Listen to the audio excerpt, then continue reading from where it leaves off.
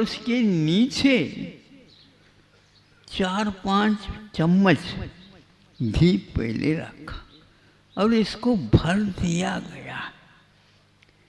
वह मान लीजिए तपेली 1 फीट हाइट वाली ऊंची है और वह पूरे दूध से भरा नहीं, भरी नहीं, और वह दूध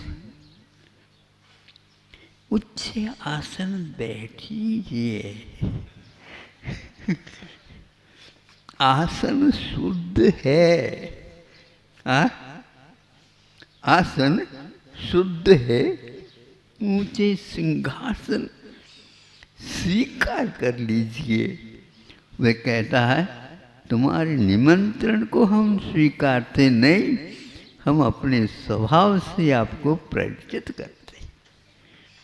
आप समझ लीजिए, आप मुझे आसन क्या दे सकते हैं? आसन तो पहले से ही मुझे प्राप्त हो जाता है, यह मेरा गुणधर्म है। वहां तक तप से ही गए हैं। कोई भी ऐसे शुद्धात्मा नहीं है जो बिना तप के वहां पर जाकर के बैठ गया हो। इतनी दूरी को पूर्ण करने के लिए घंटों की आवश्यकता है, महीनों या वर्षों की आवश्यकता हो सकती है आज के वाहन के लिए। गिनते रहिए आप, इतने किलोमीटर, इतना किलोमीटर, इतने कोस, लेकिन ज्ञात है आप लोगों के पास, ये ज्ञात कर लेना चाहिए। यहाँ सिद्ध बनते हैं और वहाँ पर पहुँच जाते हैं। कितना समय लगता, भाग करके जाते होंगे, क्योंकि यहाँ पर बहुत बेचैनी है। जैसे आप लोग गर्मी और सर्दी और अन्य कालों में वहाँ उस स्थान में अच्छा नहीं लगता, भाग जाते हैं। इसी प्रकार ये भी भाग गए होंगे? नहीं, वह भाग नहीं सकते, अंधकार को भगा देते हैं। उनके पास कोई अंधकार टिक नहीं सकता। अंधकार भी प्रकाश में लीन हो जाता है। आलोक उसका स्वभाव है। आलोकांतात, लोक के अंतिम समय, अंतिम भाग तक जा करके स्वयं भू कहलाता है। स्वयं भवति स्वयं भू, दूसरे से नहीं। यह शक्ति उसे हासिल हुई है। अब यह सिद्धार्थ अनंत परमेश्वर को भी उपलब्ध नहीं है। इसके लिए आराधना की आवश्यकता और है उनको, और आपके लिए तो बहुत ही आवश्यकता है। अभी आप लोग इससे परिचित स्वभाव से नहीं हुए हैं। पढ़ करके भी इस स्वभाव से परिचित होना बहुत कठिन हो जाता है। आप मंत्र तो शुद्ध कर सकते हैं, लेकिन मंत्र को किसी भी प्रकार से उस रूप में स्वीकार नहीं कर सकते जब तक आपके भीतर ये बैठेगा नहीं। ऐसे वहाँ पर जाकर के बैठे, एक समय में पहुँच जाते हैं। कोई खूबी हो तो बताओ, संसार में ऐसे कोई वाहन हो तो नहीं है। तो एक समय में यदि भाग करके गए होंगे, नहीं, वो कभी भागते नहीं, दौड़ते नहीं, ये जागते हैं। एक बार जागरण होता है, अनंत को जानने की क्षमता है, तो अनंत को जानने के लिए अनंत वीर की भी आवश्यकता होती है, और शक्ति के भी स्वामी बनते हैं। इस प्रकार इस तप के बिना आज तक किसी ने उस शुद्धत्व को प्राप्त नहीं किया और आगे भी कोई ऐसा नहीं कर सकता और वर्तमान में भी ये कार्य नहीं हो रहा है।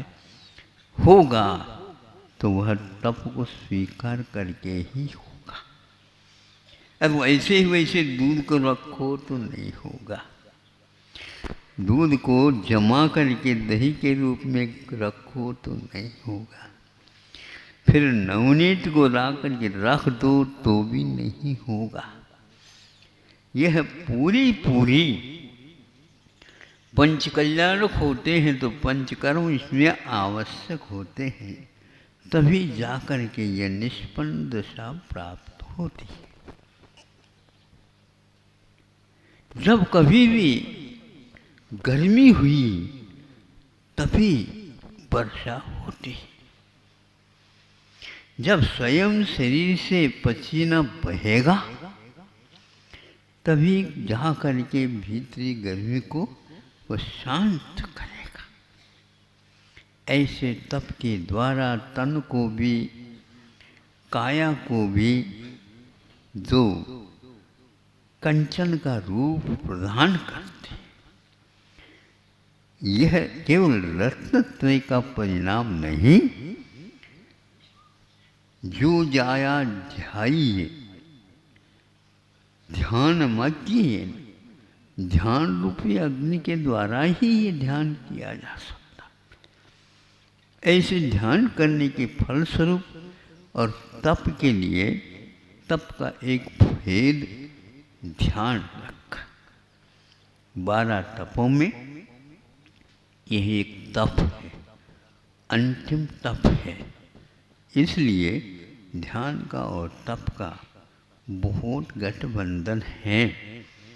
इसलिए इसका वर्णन करने के लिए उमा स्वामी महाराज जी ने एक अलग ही सूत्रों की रचना करके उनका व्याख्यान किया है।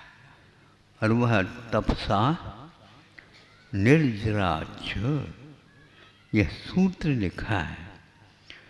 तप के द्वारा संवर ही नहीं होता, विशेष रूप से निर्जरा भी होती है, तो जन्म जरा मृत्यु को भी नष्ट कर देती।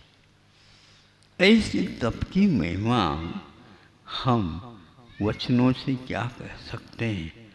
बड़े बड़े तपस्वियों ने तप को स्वीकार करके उसके एक थोड़ा से अंश को हमारे सामने रखा। नाक में डालने के बाद घृत की सुगंधी नहीं आती, किंतु वह दूर से ही अपना परिचय दे देती। तो तप को अंगीकार करने से पूर्व में ही जहाँ कहीं भी कथा पढ़ लेंगे, सम्यक दृष्टि को रोमांचित कर देता, जिसको हम सोच ही नहीं सकते।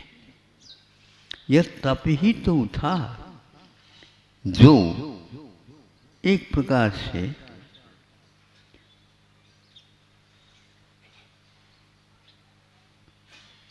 सुकुमार की कथा।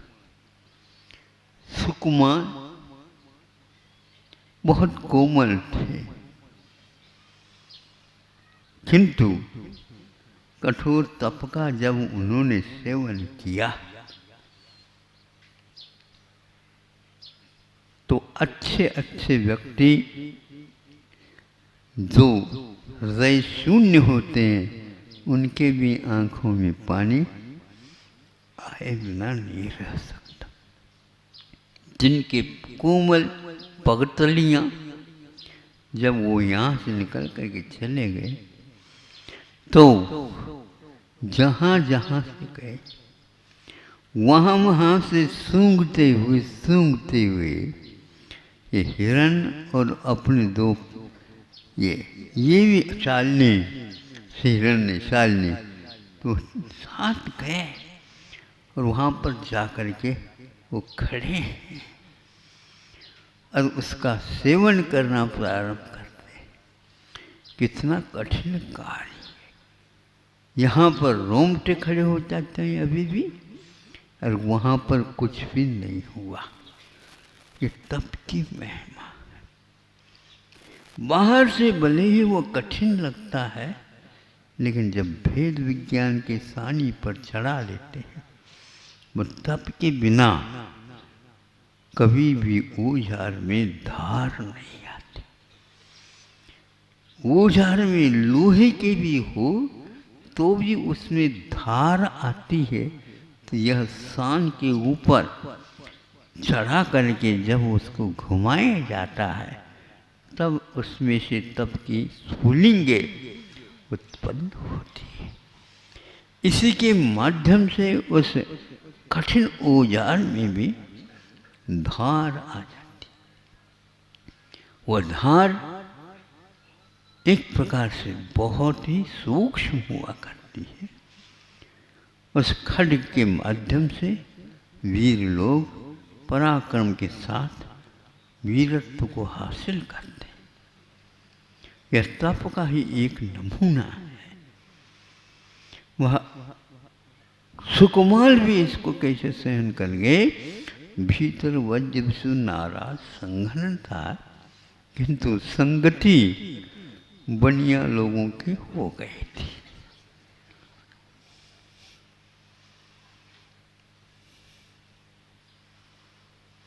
वो सेठ के पुत्र थे, ऐसा हमने सुना है।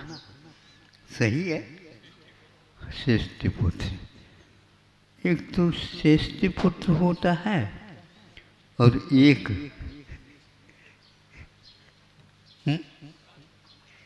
नहीं वनिक पुत्र नहीं। एक तो वह राजपूत कहलाता है, राणा।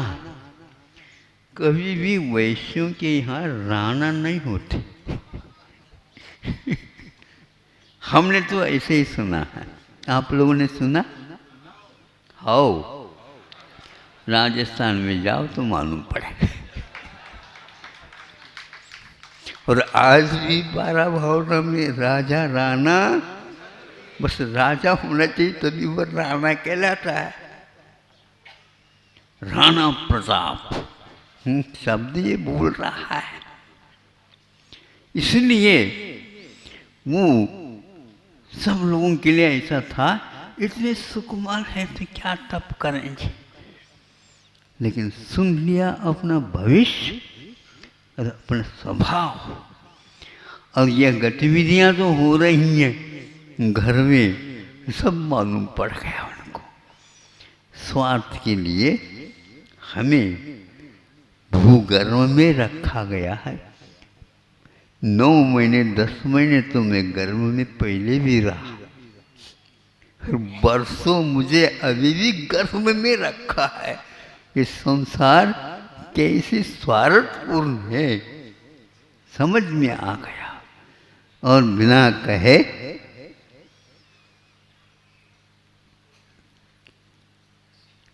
कैसे वो नीचे उतरे।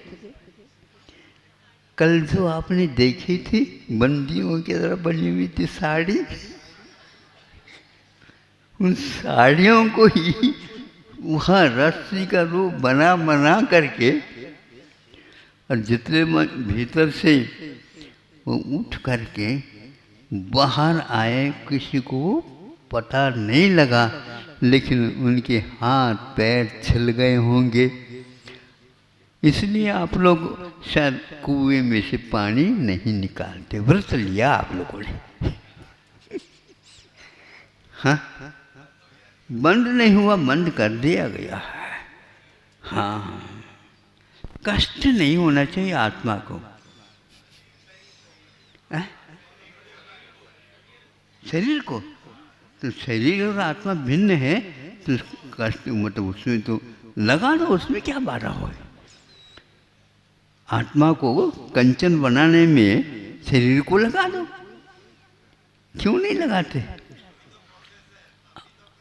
आओ हो, ज़्यादा नहीं, आप राणा नहीं हैं इसलिए प्रवचन नहीं कर सकते।